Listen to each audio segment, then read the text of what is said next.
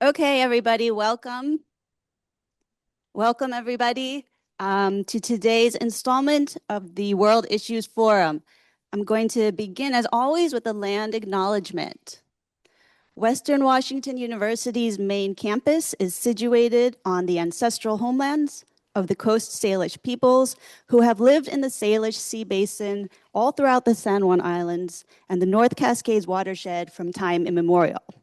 We express our deepest respect and gratitude to our Indigenous neighbors for their enduring care and protection of our shared lands and waterways.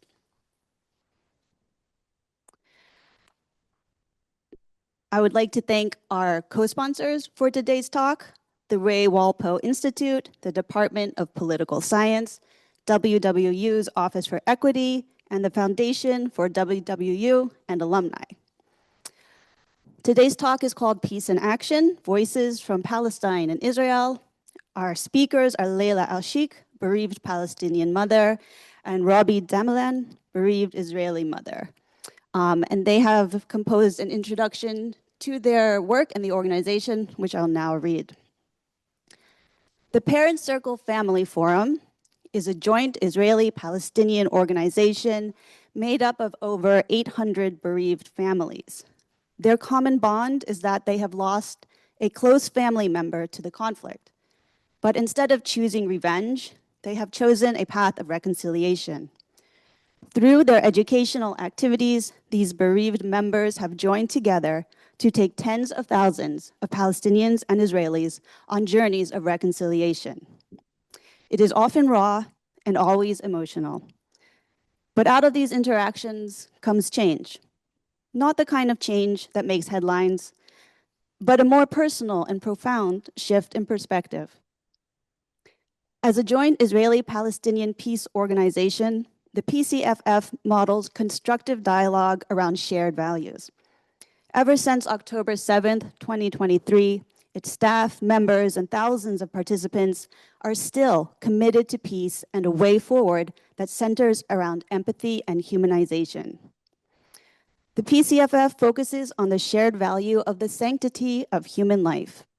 This conversation brings our attention to the values that Palestinians and Israelis can agree upon, even in the darkest of times. Join bereaved Israeli and Palestinian mothers and members of the Parent Circle, Robbie Damelan and Layla Alsheikh, as they share their stories of loss and their unique choice of reconciliation.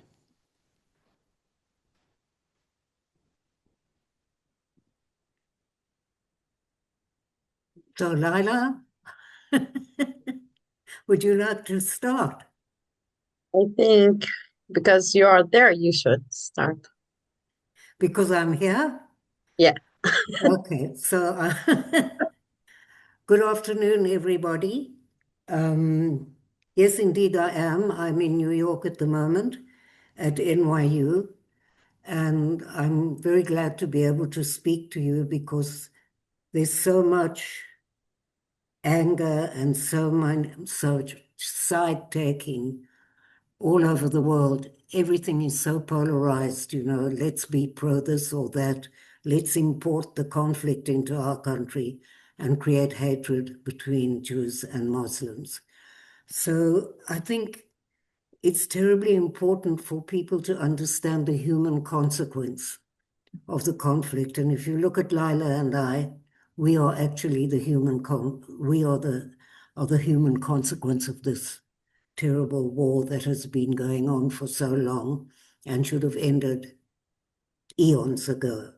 So my name is Robbie Damelan, and I came to Israel in 1967 to save Israel in the Six-Day War. Didn't do a great job.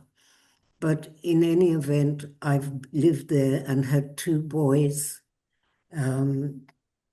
And on the 3rd of March, 2002, there was a knock on my door, and there were 3 soldiers standing there. And they came to tell me that David, my son, had been killed by a Palestinian sniper. One of the first things that I said, and I really don't remember this, was, "You cannot kill anybody in the name of my child." That was very prophetic about what we were going to do. What would I do with the rest of my life? I was very much looking for a framework to do this work, to try to prevent other, specifically in this case, many mothers from suffering this pain, which really never ever goes away. And one night I was talking in a demonstration to end the occupation, and there must have been 60,000 people there. It was something like 3 months after David was killed. And people from the parents' circle were there, and they heard me talking, and they came to see me and invited me to a weekend in East Jerusalem. I remember sitting around a table and looking into the eyes of the Palestinian mothers and realizing that it doesn't matter who you are or where you come from. If you lose a child, the pain is the same pain. And I also thought that if we could stand on a stage, almost like you see Layla and I today, and talk in the same voice to end the violence, wouldn't that be an amazing example for others? Because we are the least likely people to be doing this. In any event, after this weekend, it was very, very impactful in my life, and I closed my office. And I started to travel all over the world, and I thought I was extremely important. After all, I could speak English, understand question and answers. Maybe, I don't know if any of you have realized, but by now, but I was actually born in South Africa. And so being able to speak English doesn't make me extremely intelligent. However, I spoke at the Houses of Parliament in London. I spoke in your Senate and in your Congress, in Canada, all over the world, and I was really very pleased with myself. And then one night when I was at home and I was listening, working on my computer, there was a knock on my door. And I opened the door and there were 3 soldiers standing there. And when there are 3 soldiers, it can only mean one thing. So I just simply slammed the door in their face because I couldn't even begin to believe that it would be possible to lose another child. And they kept on knocking and knocking and knocking. And eventually I opened the door and they said, "We came to tell you that we caught the man who killed David." Now, they probably thought that my reaction would be one of great revenge and pleasure, but it was actually a test. That was the test to see if I mean what I say. And I didn't sleep for many, many nights after that. And I didn't know what to do, because would it be in integrity? Now that there's a face of the man who killed my son, would it still be in integrity for me to go around the world talking about reconciliation? And eventually I woke up one morning and I wrote a letter to the family of the man who killed David. His name is Thaya. And in the letter, I told him about the parent circle.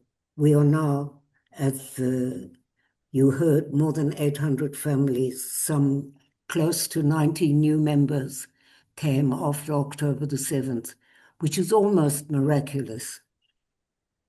I think in many ways, once I wrote that letter, and in the letter I also told the family of Thaya that we needed to meet, that we owed that to our children and grandchildren. I'm not a very patient character, so I imagined immediately that I would get a letter back from Thaya. It actually took 3 years, in which he sent me a message to say that I should stay away from his family and that he killed 10 people to free Palestine. But actually, I knew from his parents that when he was a small child, he saw his uncle violently killed by the Israeli army, and he lost 2 further uncles in the second uprising. So his whole purpose, in my opinion, was actually revenge. And so that was a pivotal part again in my life, because once I got that letter, it was as if I gave up being a victim. And some filmmakers came to talk to me and asked me if I wanted to be part of a film about South Africa. I don't know how much you know about South Africa and about the Truth and Reconciliation Commission, but that might be a very interesting issue for you to know, even if you don't know. You've probably heard about Mandela. And South Africa had this process when they came to the end of the apartheid system. And we wanted really to understand what lessons we could learn from South Africa. And for me personally, it was a journey of looking at what the meaning of forgiving is. I wish we were sitting in the same classroom, because then I would choose one or two of you to tell me what your definition of forgiving is. Because everywhere I go, everybody has another way of expressing what they think forgiving is. It can be religious, it can be spiritual, it can be looking just to be at peace with yourself. So I then met a woman in South Africa whose daughter had been killed, and she said to the three men who killed her daughter, "I forgive you." So I wanted to know, what does she mean when she says she forgives? And please, when this is all over, think to yourself what you mean when you say you forgive. And by the way, if you're waiting for the person to say sorry, you might be waiting forever, because they wouldn't necessarily say sorry. So the question is, are you looking for justice? Or are you looking for revenge? But if you are tied to the person, if your forgiving is contingent on the person being remorseful, it can be forever that you will be waiting.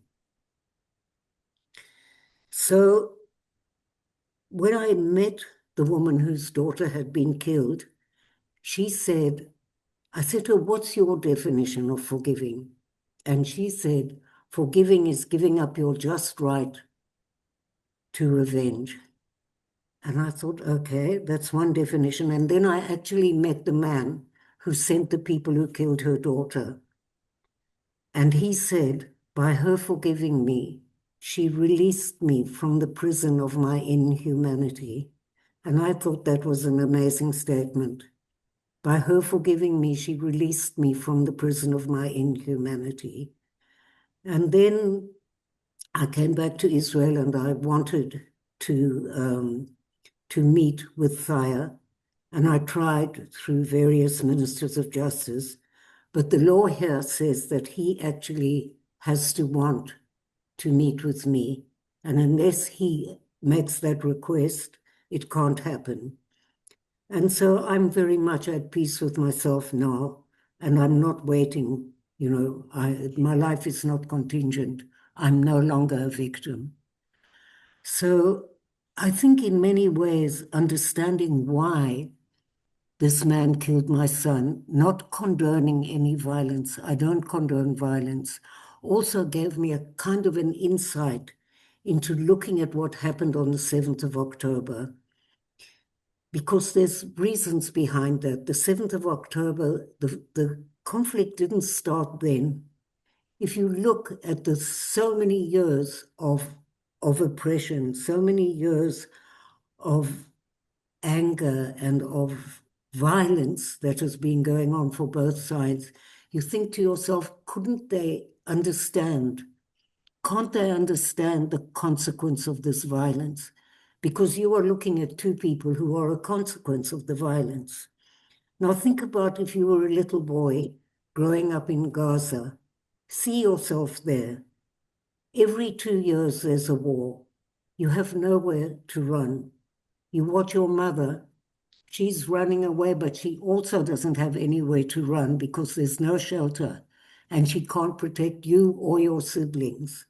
And you have no freedom of movement, and you have no hope.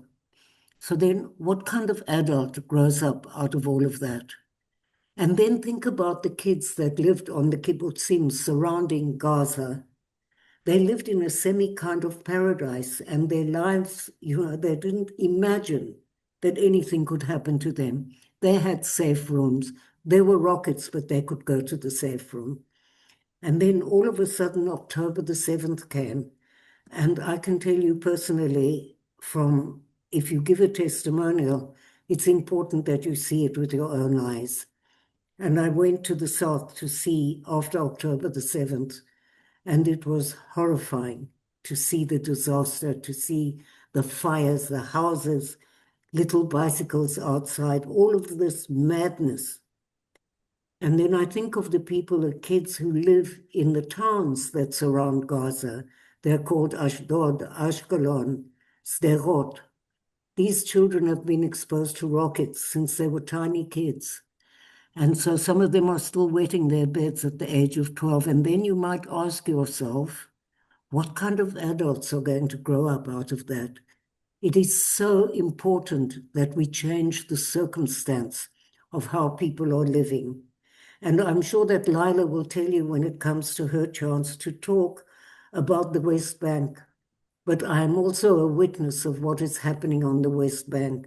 You know, I'm Israeli, but I'm not part of the government. And I can tell you that I look at the West Bank and I'm ashamed and heartbroken that people have to live like that and that children don't go to school freely and that the settlers are running rampant. Please, not for 1 minute should you think that I don't care about Israel. It's my country. I want to live in a moral country. I don't want my neighbors not being able to work in Israel and that causing an economic downfall in the West Bank. Think about what that's like. Think about when you don't have the freedom of movement. So all I can say as students, there's a desire to do something, I'm sure. So what if you actually made some research instead of having an opinion immediately? If you did some research, if you opened the web and you looked at all the organizations, the NGOs that are dealing with peace and are dealing with ending the occupation and stopping the violence and war, and you choose one, it doesn't have to be the parent circle. It might be Women Wage Peace. It might be Combatants for Peace. It could be Breaking the Silence. There's so many organizations. Find one that speaks to you and then start to support them morally. And that is how actually you can make a difference in my life and in Layla's life. And we're going to leave some time for questions and answers, but I do want to tell you, I know that we have 25 minutes each. I don't know if you heard that. That's why I'm blabbing on. But I really wanted to tell you about a program that we have here in the States. When October the 7th happened, we started to get people from all over the world. You cannot imagine, from all walks of life, from synagogues, from churches, from mosques, from huge companies, the World Bank, asking us to come and talk and bring hope. And at one point, because the World Bank in Washington invited us, we came to Washington and we did workshops because the Jewish staff were not talking to the Muslim staff. Can you imagine? So we have had a relationship with Georgetown University for many, many years. And we went to Georgetown and we spoke to the students. And then we asked the president if they could help us to create an online program, an online education program that we could then offer to all of these people who were turning to us, because there was no way that we could cope with all of these inquiries. And they said, yes, of course. And so we filmed 3 dialogue meetings, almost like you will see Layla and I talking, and question and answers. And also Georgetown helped us to prepare a manual. If you open the web, you can find Listening from the Heart. That's the name of the program. You might want to look at that. You might want to use it in your classroom. It has already been endorsed by the Teachers Federation, and we launched it at NYU. So at the moment, I'm actually at NYU in New York, and I think I'm the oldest visiting scholar that they've ever had. I walk around the campus and I could be everybody's granny. So but I think you should look maybe at this program of Listening from the Heart. It could give you also, because Georgetown helped us prepare a manual, there is a way for the facilitator. Many people have no idea how to even begin to approach the conflict that we have. And this could give some guidance, both from the manual and from watching the dialogue meetings. I'm going to stop here. And please, if you have any questions and they're difficult, please ask Layla. Thank you.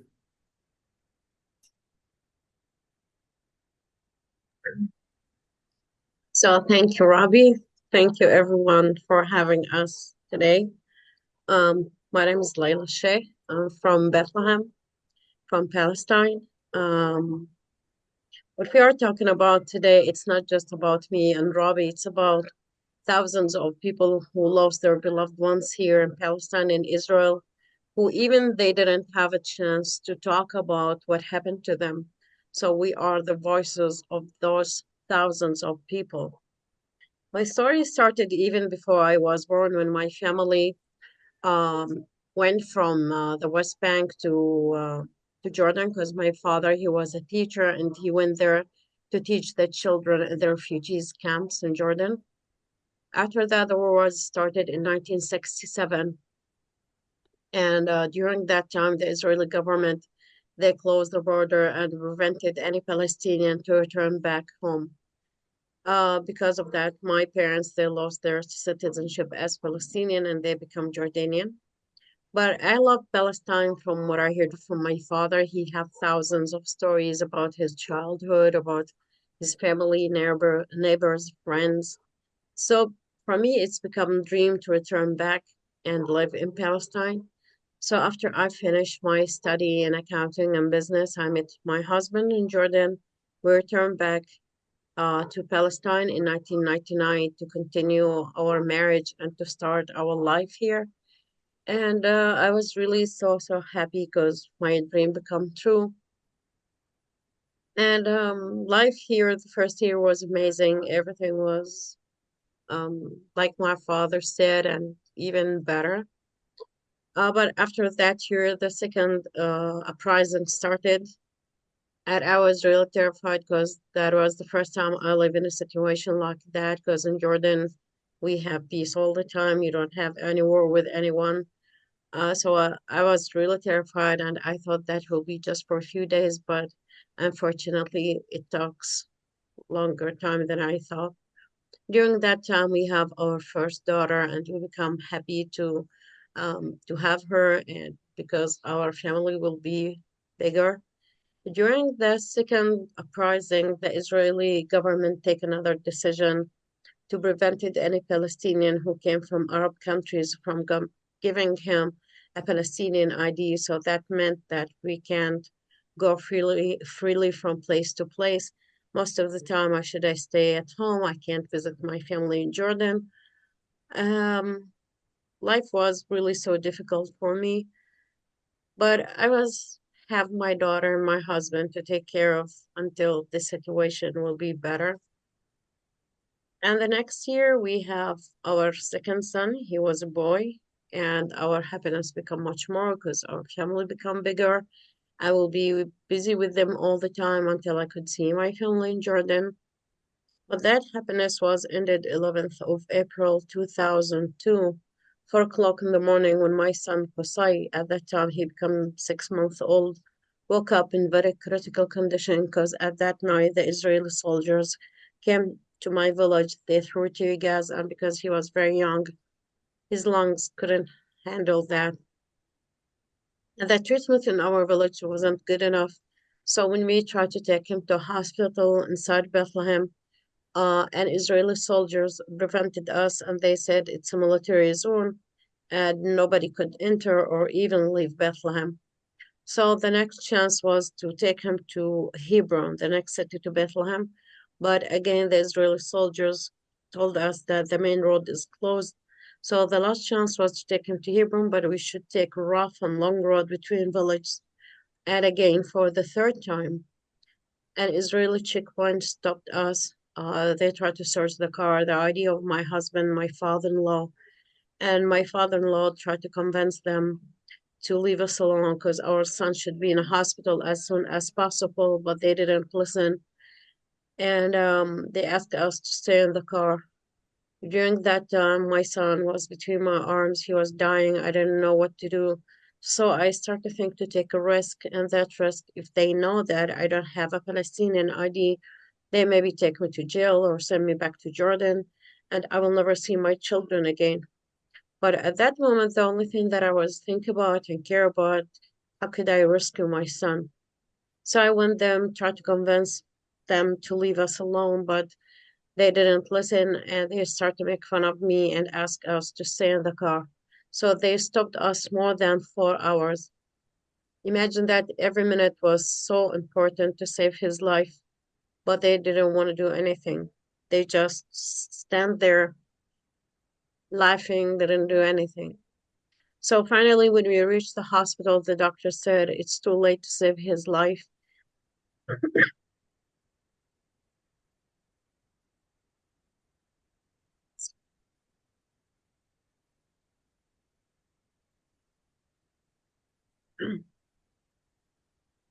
And if he will stay alive after 48 hours, he will be handicapped. So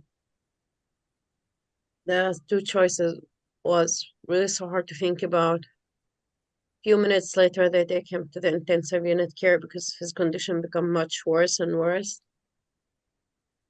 And they even didn't allow us to go inside the room to be with him. A few hours later, they announced his death. And that was so hard for me as a new mother. I couldn't see my family. I couldn't even be with my son.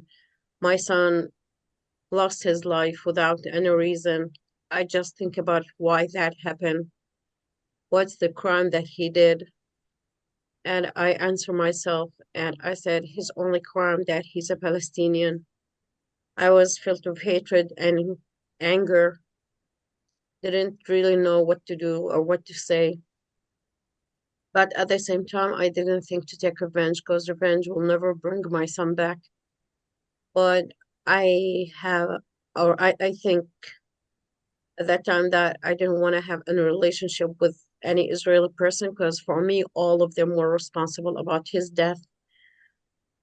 Even after 3 years, or during this 3 years after his death, my family, my husband, people around me, they tried to convince me to have another child, but I refused. And one day my doctor called me and he said, why didn't you want to have other children? I say, why I will have them? If finally I will lose them, even if I didn't want to, they maybe kill them or take them to jail even without any reason. But after these 3 years, I have another boy and I give him the same name, Qussay, because I didn't want to forget any details about him. I didn't want to forget his story. Every time I look at him, every time I call his name, time passed, and after this kind of tragedy, people think that the person is still the same, but nobody's still the same after this kind of tragedy. But we should live. We try our best, but it's not the same. So after this 16 years, I met one of my friends that I didn't saw for a long time. We started to talk about life, family, children. And then he started to talk to me about the parent circle and how he joined one of their program. And I stopped him and I said, how could you ask me to be in this organization? You know what happened to my son. And he said, because of that, I asked you to join. And he asked me and he said, why until now? You didn't tell your other children about what happened to their brother. I said, because I didn't want them to be part of this crazy situation, because maybe if they know, they start to think to take revenge. And I lost one of them and I'm not ready to lose another one. So he said to me, so maybe this will be a good chance for you, not just to protect your children, maybe other families. To be honest, I was taught that he's crazy because in my whole life I didn't heard about these kind of organization. So he kept calling me every 3 days, 4 days, until one day he called me and he said, there is a conference in Bethlehem for the parent circle and you should come. And I said, yeah, of course, just to make him stop talking about that. And that day in the morning, I started to think what kind of excuse that I should tell him because I didn't want to go there. And then he called me and he said, I'm waiting you in the car, just get dressed. I know that you didn't want to go there. So I said to myself, he will never leave me alone. I should go there just to make him stop talking about it. So when we arrived in the beginning, there were just Palestinian. We said, we talk. 5 minutes later, when the Israelis tried to enter that room, I start to feel there's something acme in my chest. I didn't want to see them. I didn't want to be with them in the same room, and I tried to leave. So he started to convince me just to sit and listen to them. But since we're arguing about that, I saw something amaze me. For the first time, I saw the Palestinian, the Israeli talk to each other, laugh, hug each other. And I thought, oh my God, how they could do that. What's the thing that make them so close to each other like that? So I decided to sit, to listen to them because I want to know what's going on in that organization. So to hear the Palestinians spoke about how they lost their beloved ones, I heard many of these stories and I could understand what they were talking about. But when the Israelis started to talk about how they lost their beloved ones, I was really shocked, touched, and moved because that was the first time I listened to them. For the first time, I heard about their stories. And I felt that we share the same pain, we share the same tears, even if we have different circumstances, but we still human and nothing worse than losing a child or a family member. And no one could understand that pain unless someone be in the same situation. So I decided to participate one of their project or the main project called Beral Narrative Project. And this is the main project which give a chance the people from both sides to sit for the first time, to listen, to talk, to learn about each other. We met 8 times during 3 months. We have many activity. We have two professors from both sides who spoke about the history of the two nations. We went to visit Yad Vashem Museum to learn much more about the Holocaust. We even went to a Palestinian village was existed before 1948. It's not about comparing the pain. It's not about telling who's right, who's wrong, who's first, who's second. It's about understanding and learning. And I remember they asked us for the first time to talk about something happened during the conflict affect our life. And that was the first time I spoke about what happened to my son. Even between me and my husband after his death, we didn't spoke about him. So that was really so hard for me, even after 16 years to spoke about him. It's like to open the wound again, bring the memories, the anger, the pain. I couldn't complete the story. I started to cry, and then an Israeli woman came and she started to apologize and she said, yeah, I didn't hurt you, but the people who hurt you from my people, I'm a mother too. I could understand your pain. I could understand the word that you couldn't say. And she came and hugged me. Both of us started to cry. And for the first time, I felt that there's someone could really understand my pain, even if I didn't say a word, just when she looked into my eyes. From that day, I decided to be a member of the forum, start to give lectures inside Israel, Palestine, travel around the world to spread the message of peace and reconciliation. And that was a process for me. Take a long time, but thank God that I found this organization. It helped me a lot. Even as a Muslim, as a believer, I believe in Quran, I believe in scriptures, but there's a script. I believe in it, but I didn't work with it because I was filled of hatred. Like there's a script said, you can't judge all people because of mistake of one person. I know it. I believe in it, but I didn't work with it because I was filled of hatred and anger. So I want to speak a little bit about what's going on in the West Bank, because I assume that every one of you understand what happened after the 7th of October in Gaza, in Israel, but nobody pay attention to what's going on in the West Bank. Since the 7th of October until today, we still under closure. So all the people who work inside Israel, they lost their jobs.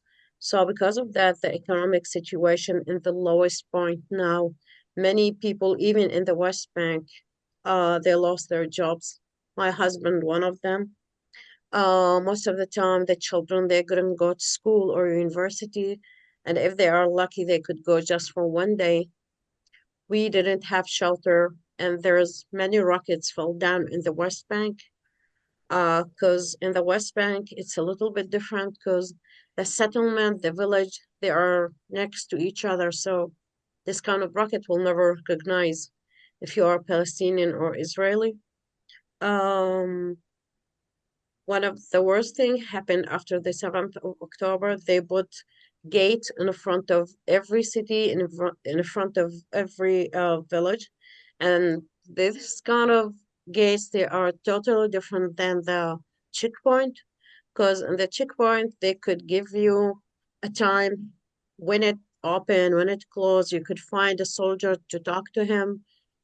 But this gate, they could close them or open them, whatever they want. They will never tell you.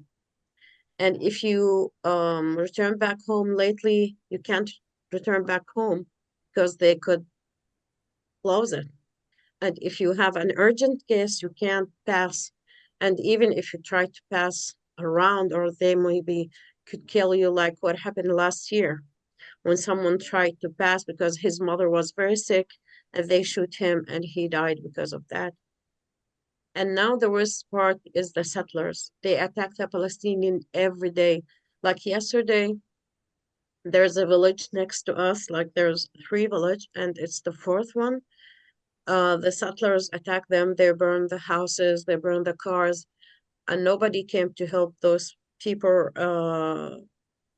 Palestinian. Even the Palestinian, even if they try to prevent those settlers from attacking them, maybe the Israeli soldiers will come and arrest them.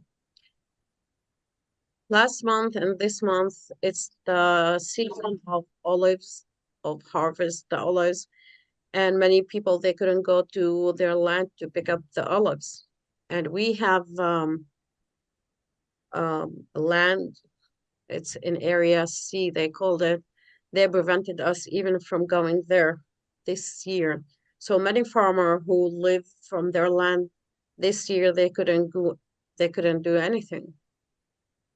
And the worst part of all of this, that the fascist government, every day they have a new law, they have a new law against the Palestinian, and they thought that they could do whatever they want and nobody could ask them why you did this. Because many countries, they um, encourage them to do that. But above all of this, we still believe in peace. We believe that this will happen one day. We didn't know when, we didn't know how, but we can't sit aside and watch all of that happen and do nothing. We believe this is our responsibility for our people to do something, to speak about what's going on in Palestine, in the West Bank, in Gaza, in Israel, and to tell the people around the world there's a people like me and Robbie and people from our organization, other organization, who still believe in peace, who still believe that our people deserve to live a normal life because God created us to love and to live, not to kill. Thank you so much.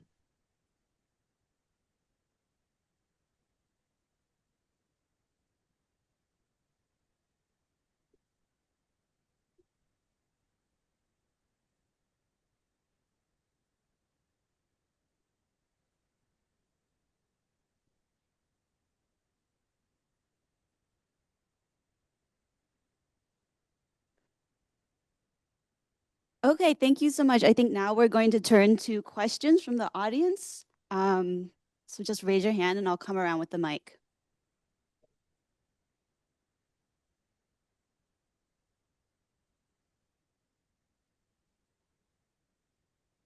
Yes.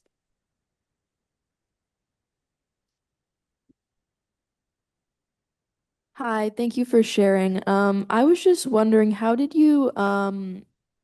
you able to cope losing a child and while also still raising your own children? How did you do that? I guess kind of, yeah.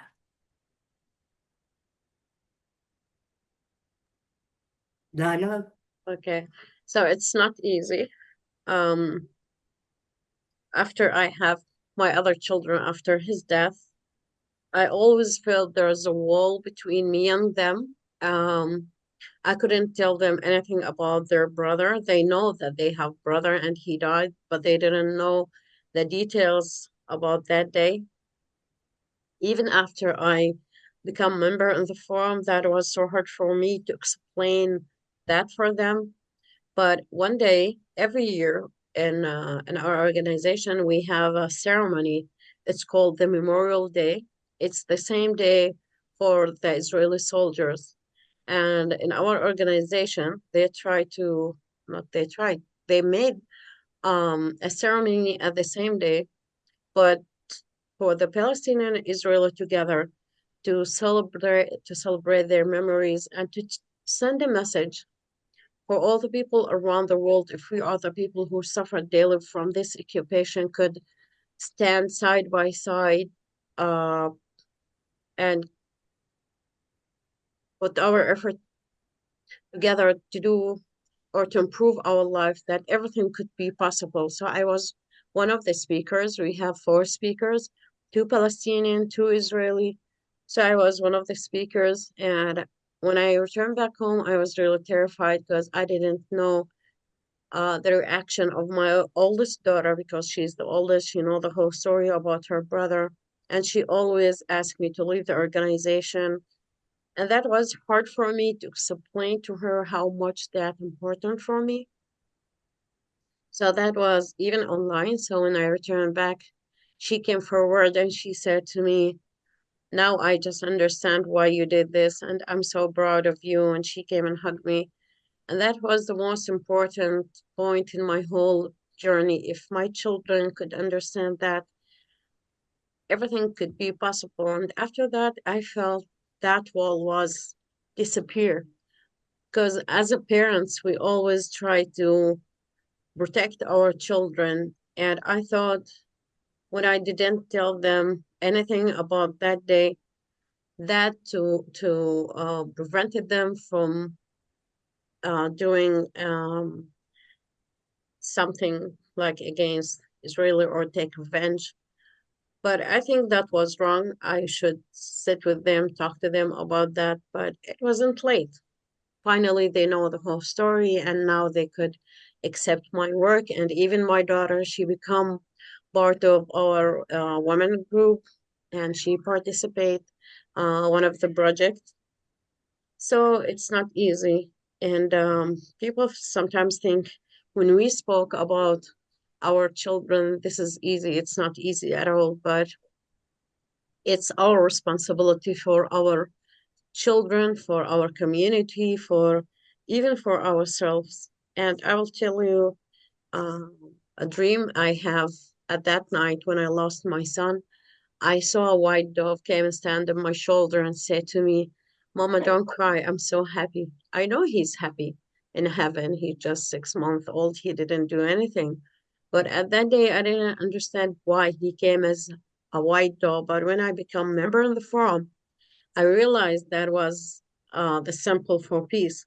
So it's kind of message from God to tell me this is your new mission, and he didn't want the death of my son went without achieving something. So I take hope from that dream always, because this is what I want to do, not just for me, not for my child, for my children, for my community. It's for everyone who live in this area, because they deserve to live a better life. So it's kind of different for me because David was 27 years old, just about 28. And I had grandchildren already, but my grandchildren take part in the summer camp, take part in the Young Ambassadors. It's different. And but I'm very proud of them and very happy that they align themselves with this message. It's not very easy because living in this situation, there's so much anger and so much fear. And if you can get beyond that, I'll tell you a little story of what I was watching during the war. There was this little boy in Gaza holding on to his cat, and the family had to move to the south with orders from the army. And this kid didn't want to leave the cat behind, and he was holding the cat like this, and he said, "I'm not going." And the parents had the taxi waiting, and he wouldn't get into the taxi. And eventually they gave up and they said, "Okay, you can bring the cat." So he took the cat with him. And then the next day I saw this young girl coming out. She was a hostage in Gaza, coming out. She was freed with the little dog holding it to herself. The dog's name was Bella. And I suddenly looked at this and I thought, nobody sees the consequence of war. You see numbers. I bet you, if you think to yourself, do you actually know the name of one child that was killed? Do you know the story of that child? Do you know from either side? Do you know of a family? So many people in the West Bank lost family members, sometimes 30, 40 family members. And we have people who lost their family on the 7th of October, two parents. Can you imagine that? And they joined the parent circle something like, I don't know, a week after they lost their parents. So that's what gives me hope, is that there's a continuation. And when I look at this program that we have a program with NYU. They have a branch in Prague and in Berlin, and they invited Palestinian and Israeli youth from our group to come to Prague firstly, and they sent students from NYU, Muslim and Jewish students, to join them.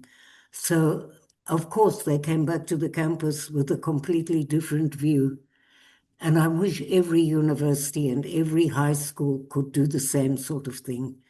Because if you don't know each other, you fear. And we have to talk to each other. And this was such a wonderful experiment. And then we did the same thing again in Berlin. And now again, it will happen in January in Prague.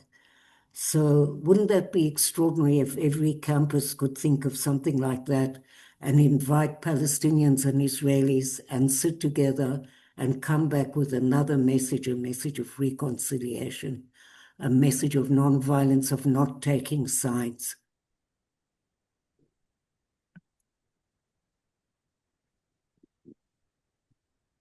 Hello, and thank you to both of you for your words and your stories and for sharing with us today. I want to preface this by saying that I work with an organization that works with refugees, asylum seekers here in the United States. And in this increasingly violent and brutal deportation machine that we're seeing, I'm drawing a lot of connections, and I guess I'm looking for some encouragement or solidarity in what lessons are there from living within a system that is oppressive, under occupation, or within and also against one's own government. But why are you looking to me? Here you are, I'm sitting in New York. I've seen what happened in South Carolina and what happened in Chicago, and now I'm somewhere else. New Orleans is the next place. The work that we do is actually through storytelling.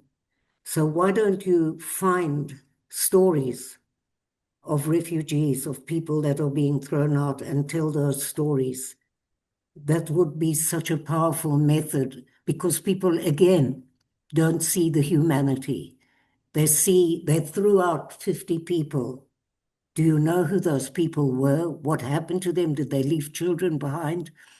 So if you would document the stories of these people in this organization, because for us, when you hear Layla's message, or if you listen to my message, it would be very difficult for you not to have some empathy. And even if you don't agree, if you can listen with empathy, and do you know the stories of these people? What are you actually doing? You know, I'm not accusing you of anything. I'm just saying that you can use the personal story of people. I was in San Diego at the Joan Kroc School of Peace, talking to a classroom similar, well, I think they were younger. None of them knew actually anything about Israel and Palestine. And I decided that's okay. They don't need to know about that. I'm going to, because there was a very unpleasant atmosphere in the classroom, because some of them thought one way and the others thought another way. And so I asked them, I said, I'm coming back tomorrow, and what I want from you is that each of you will tell us why your grandparents came to America.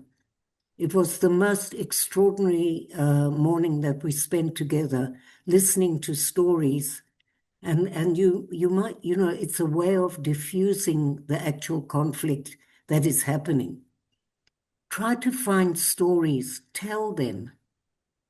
You have to be a witness to all of this stuff. You probably can't do anything physical, I don't know. But whatever it is that you can do, if people know the consequence of what's happening with all this madness of throwing people out, who are these people? What's happened to their children? Do you get what I'm saying? What's your name? Sorry.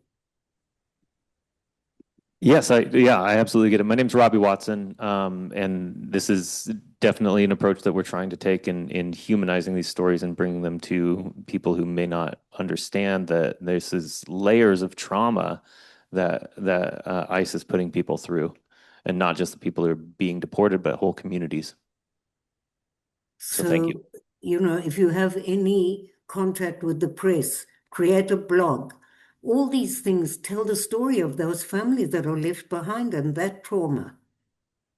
90% of the work that we do in the parent circle is about telling a personal story. It's also a way, when the Palestinians first come to the parent circle, they haven't had the opportunity to tell their story. And so in the beginning, it's very graphic. But as you have an opportunity more and more to tell the story, you begin to tell the story of the person that died. And that's another step in healing. And just see the humanity in each other. Other questions?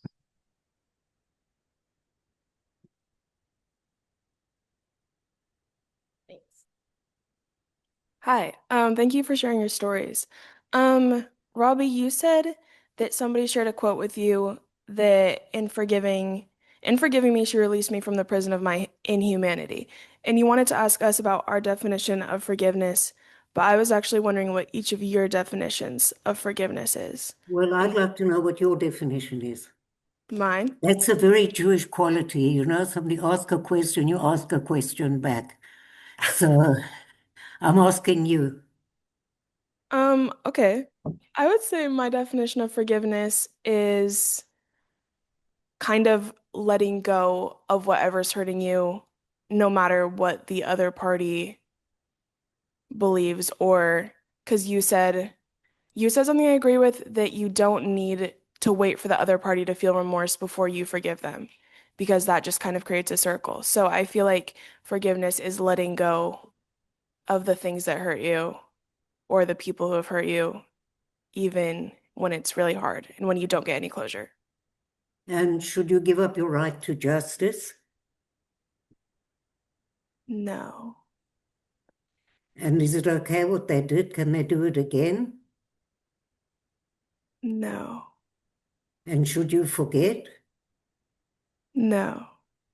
So you see how complicated it all is. And never ever try to force anybody to forgive, because that's kind of immoral. It's a very, very difficult subject, and each person sees it. And I certainly don't have the monopoly on truth. about forgiving. You know, I only know that firstly, to be at peace with yourself is such a gift, and that is giving up being a victim. If you have a fight with the girl next door to you with the white hat, I'm sorry, I don't know your name, so that's not a very nice way to describe. But if you have a fight, you know, and you never ever try to have some kind of restorative discussion, you could wait forever. She might never say sorry. You know, it's complicated, but you also have to forgive yourself in many ways for the things that you've done. And if you can live in that peaceful space, because today it's so much less important for me to meet Thaya. It was very important then, and now it's a sense of closure. Once, if you look at all the work of restorative justice, I don't know if you've ever gone down that path of restorative justice. It's so interesting. I wish it would become part of the law everywhere. It is in Italy, part of the law is a restorative justice program where the perpetrator and the victim meet. But it's not forced. It has to come from both sides wanting to do it. It's really interesting. So I didn't answer your question because I think for me, it's very much being at peace with myself is part of the forgiving. I can never condone violence, and I can never forgive in the name of David. I can forgive for myself, but not him. Although I have a feeling he might have wanted to forgive also, because that's the kind of kid he was. He was part of the peace movement. And he was like, I don't know how old you are, but he was studying for his master's in the philosophy of education. And he used to play the French horn, which was like a nightmare.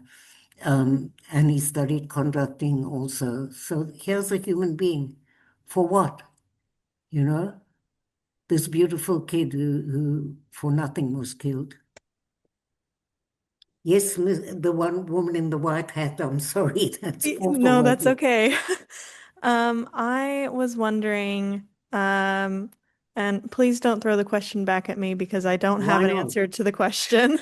But you mentioned justice a lot. How would you define justice? Because I do know that a lot of people kind of relate justice and revenge and kind of put them as synonyms. The only answer I have is I don't see them as synonyms by any means, but how would you define justice if you ask if people want justice, even if they forgive? Well, the question is, usually it's just us. Think about that.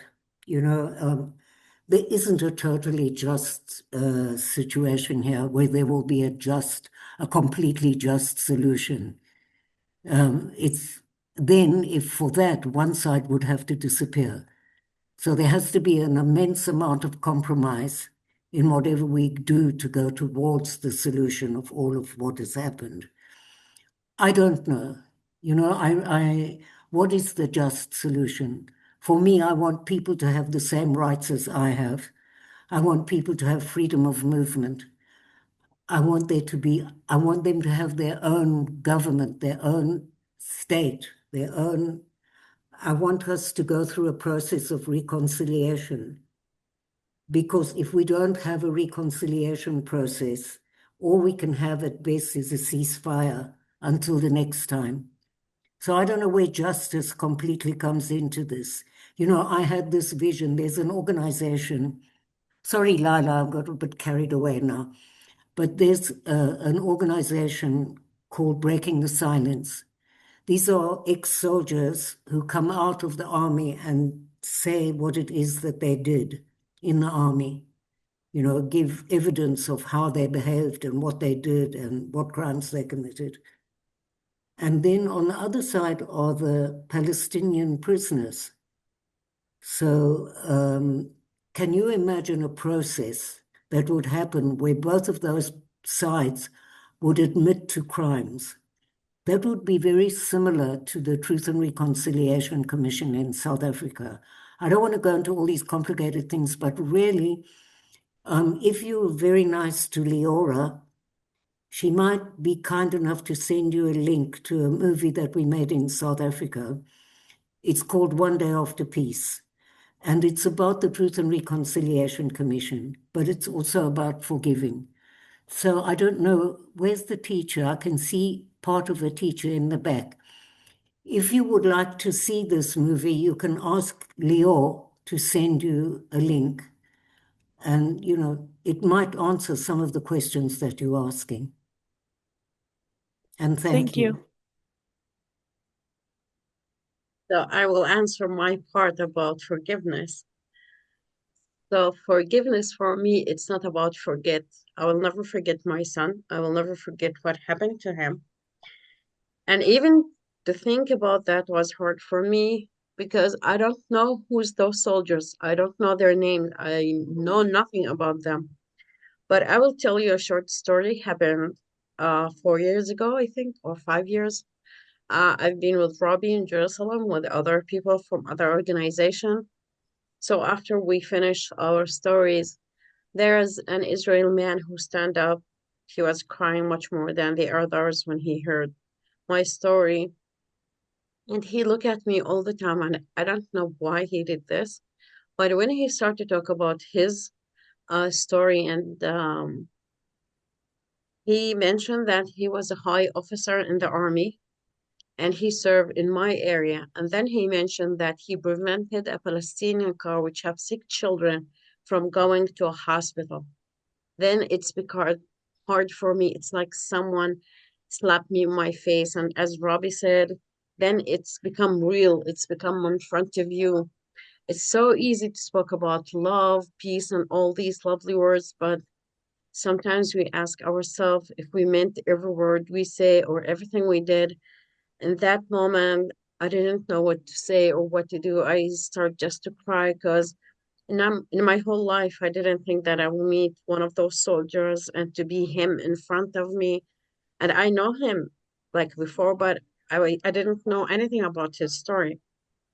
So when I heard his story, I started to cry. I didn't know what to do. Then Robbie asked both of us to go outside of the room and talk. And then he said to me, "Look, Layla, I know this is hard for you to listen to my story, but it's so important to tell you that part." And then he mentioned that after time, his son becomes sick. And when he tried to take him to a hospital inside Israel, the guard stopped him. He want to ask him a few questions, but he was in a hurry. And he said to me, then just I realized what I did to the Palestinian. He quit from the army. He refused to serve again.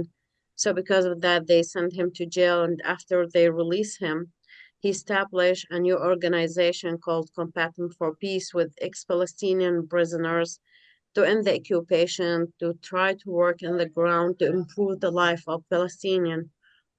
So I look at him and I said, look, Chen, this is so hard for me to listen to you. But at the same time, I want to thank you. I want to thank you because you didn't hide that part of your story. You have that courage and that honesty to speak in front of me. And now I could forgive you. And then I realized this is the real reconciliation. It's so easy to talk about peace and love. But then I realized, no, this is what I want and this is what I really need to do. And as Robbie said, forgiveness, it's not always about the others. It's about ourselves. Because I always felt there was something like mountains in my shoulder didn't let me deal with my other children, my friends, my community. But that day, I really felt free for the first time after I said, I forgive you. As Robbie said, sometimes we don't need to wait for someone to say sorry, especially when in our case, like it's my son. It's not that he broke a glass and he could came and he said sorry. It's my son. He's part of me, part of my soul, part of my heart. And I will never forget him until today. If he's still alive, he will be 23 years old now or 24 years old. I always remember him.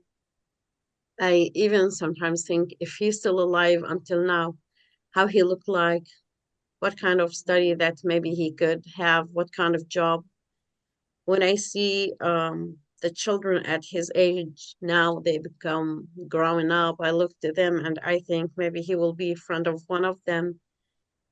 Still so hard for me. Even sometimes when Robbie, she spoke about David, I feel really jealous because he have memory with David, but for me, it's just 6 months that I have with him. So it's a personal choice. It's not like we ask everyone in our organization to do that. And just incidentally, 90% of Palestinians would not actually know who the person was that killed their loved one. So it would be very difficult to forgive personally. And it's certainly not part of the parent circle. You have to be aligned to nonviolence, to ending the occupation, and to reconciliation. That's all we ask. And whoever does a personal journey of forgiving, it's for them to decide.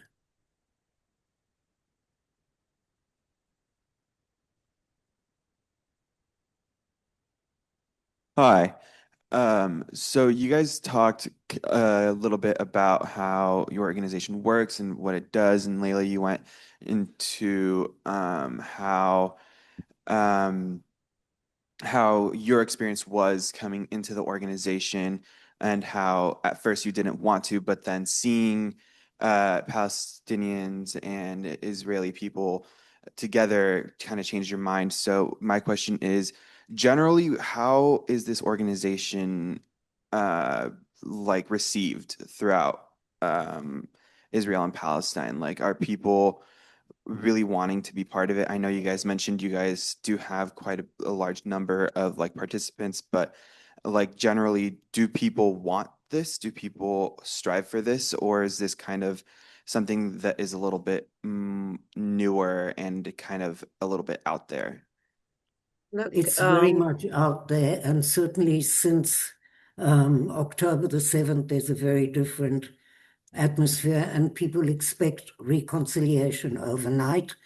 And we have a government where we are not exactly the flavor of the day, to say the least. They banned us from schools. We went to court, we won, but now again the whole thing is starting up. We have a summer camp for kids, and the government tried to prevent us from having a summer camp. And now, because of the closure, we take it to Cyprus.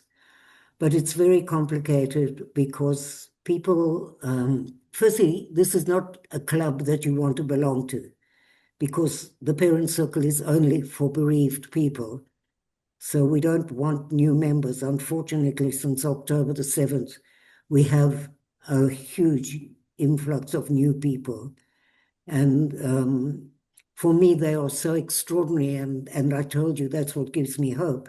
But it's a rather terrible reason for them to have to take a stand.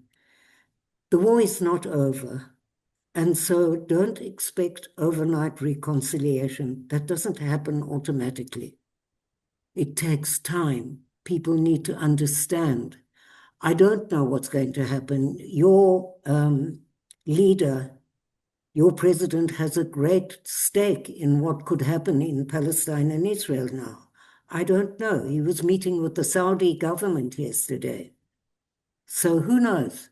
You know, maybe some miracle will happen like it happened with Egypt when Sadat, who was the president in those days of Egypt, suddenly decided that was the worst enemy that Israel ever had, decided to come and make peace with Begin, who was a right-wing government. It wasn't some liberal left-wing government that made peace. So who knows?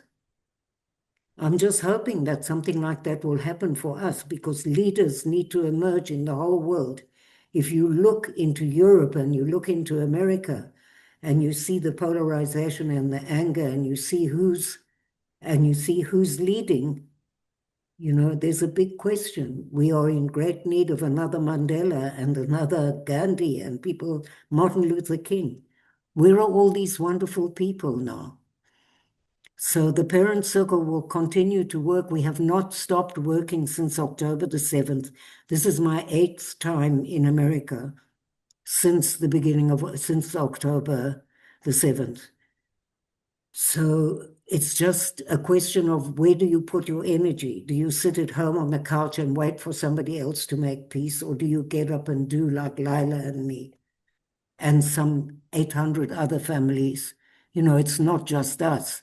It could be anybody from the organization talking to you today and telling you their personal story. As Robbie said, it's very complicated situation, especially for the Palestinian, because we're still under occupation. Many people, or almost all people who live in the West Bank, they have relative in Gaza. Many of them, like for me, I have two cousins. One of them, they left their house. They went from place to place. They lost their house. They sometimes stay in the street without even a tent, without even a shelter, without anything. My other cousin, her son was injured, seriously injured. And a few days ago, I've been talking to her family, and they said they told them that, yeah, he's really seriously injured, but there's someone who need medical care much more than him because they don't have enough medical care. So imagine how much the situation is difficult. So you can't sometimes talk to people because they're still angry, they're still sad. And I don't blame anyone because I was there. I could understand their pain, their anger, but we sometimes talk to them as much as we could. We don't expect that all of them will accept that. Some people start to think this is the only solution, the reconciliation. We didn't belong to any party. We are not a political organization. But we still believe that we could do something. We can't wait just our leaders to do peace. We believe that we have power to do something also.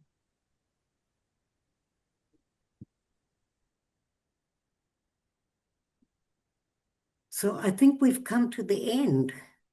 Uh, Or how we are have a we few doing? minutes. We've got 2 minutes. A few minutes, yes. So there's another question from the audience. But before the question, please, I'll pass around this sheet of paper for anybody interested in the newsletter for the organization source. Your question? Yep. Hi, I understand that I understand that right and wrong isn't really the point of your guys' movement, but I find it difficult to justify the actions of the global leaders that facilitate wars like this, since ultimately they are not victims as much as the people that they represent. I don't really understand what your question is. I think that's very obvious. And by the way, you know, it's terribly easy not to compromise if you live in New Jersey. So part of what we are doing is a compromise, because otherwise, and there's no comparison of suffering. We can't go down that road. And I Right. told you in the beginning, you know, I'm Israeli. I'm part of the system. I take responsibility too for what is happening, but I'm certainly not the government. Yeah. Okay. So, thank you. Thank you. Here we have. Last question. Sorry. Given that the government is trying to ban you from speaking in schools, or has, and the summer camps, do you fear for your life knowing that you were speaking about things that they don't want people to hear. Sorry, do we fear for our life? What? What was, I'm sorry, I didn't hear the next part of it. Do you fear for your lives speaking out about something that your government doesn't want you to talk about? I've been threatened for so many years. What are they going to kill an old bag like me? I don't think. I mean, I'm really, something very strange happened when I lost my child. I lost all fear. And I don't relate to, I write a lot of op-eds. For instance, recently I wrote an op-ed to free the man who killed David if that will bring back a hostage. So that was not exactly, didn't make me the most popular person in Israel. But you have to stand by what you believe in. At least for me, that's very important. And in the past, I've had threats, but that would not stop me from doing what I want to do. And besides, now I hardly think anybody's going to kill an 82-year-old lady. Or maybe, But yes, I don't know. But I've had a good innings. I could tell them a short story about once we've been in New York. So they sent us a video from Hezbollah. They've spoken about our organization and they threatened us and they put the picture of Robbie and they called us betrayed and we make normalization. And one of our friend, he was really terrified. And I said, but if Hezbollah now start to talk about our organization, that means, wow, like that means we do a great job. So sometimes how you expect that? You expect everyone will speak, someone in a good way, someone in a bad way, but when you believe in something, you will do it whatever that costs you. Like we have a friend called Vivian Silver. She's peace activist. She try always to help the people from Gaza to take the sick children or sick people to the hospital inside Israel. So after the 7th of October, we missed her and we think she's a hostage.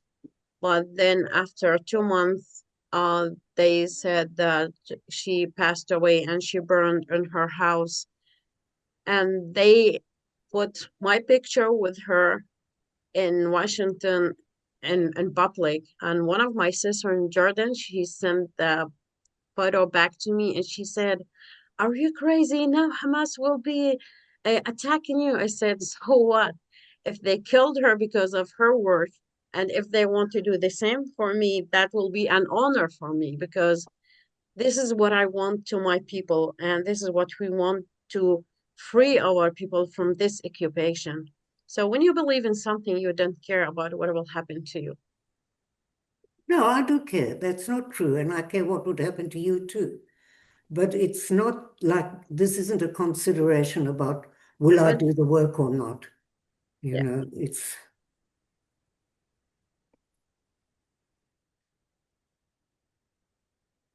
Thank you so very much. you can certainly look at listening from the heart. I think you might find it interesting. Watch Okay. some of the videos on there. And if you want the film that I spoke about, do talk to Lior if Okay. you want to continue looking into all of this. And thank you very much for sitting so quietly. Thank you so much. thank you. Bye. Have a good day.